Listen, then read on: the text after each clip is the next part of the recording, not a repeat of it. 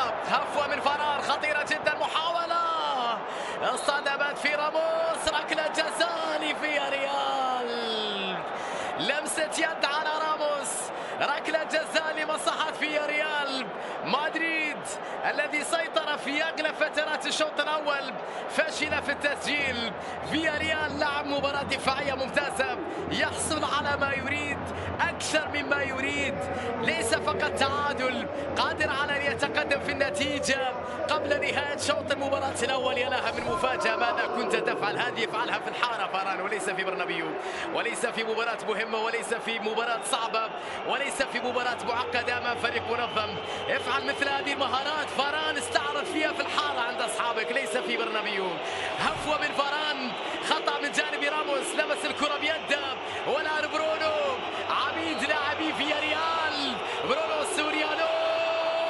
يا ولد يا ولد يا ولد يا ولد يا ولد، فعلها برونو.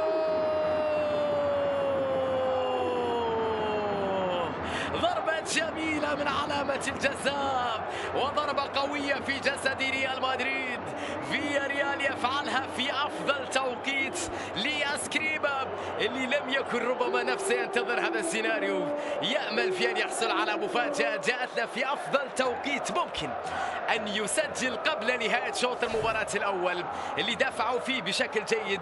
قبل هذه اللقطة استعراض مهارة من جانب فاران، طبعا راموس هو الآخر اعترض الكرة بيده وحصل على بطاقة صفراء، وبعد ذلك الهدف يسجل بطريقة رائعة من جانب برونو سوريانو، أكثر لاعبين تمثيلا وأكثر لاعبين لعبا بقميص فريق الغواصات الصفراء.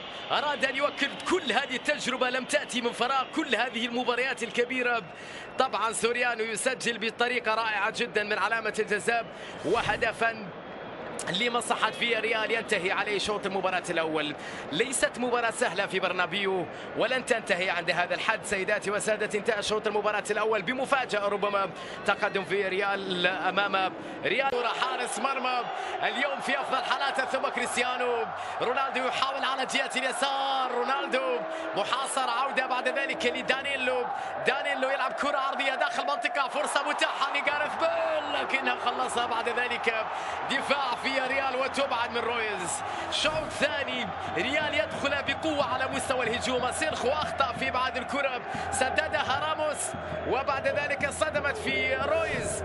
الحكم لم يحتسب شيء في اللقطة الماضية، راموس بالراس، يا ولد يا ولد يا ولد يا ولد، لا يحب الخسارة. رجل العاشرة يعود بمدريد، أجمل ارتقاء وأجمل راس من غير راموس.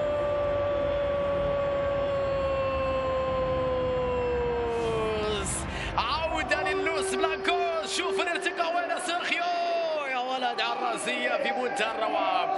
لا يحب الخسارة، القائد بالروح العالية بالقتالية العالية، رجل العاشرة يعيد مدريد إلى المباراة مرة أخرى بضربة راسية رائعة جدا، يدرك التعادل، هدف في توقيت مهم لريال مدريد. أشياء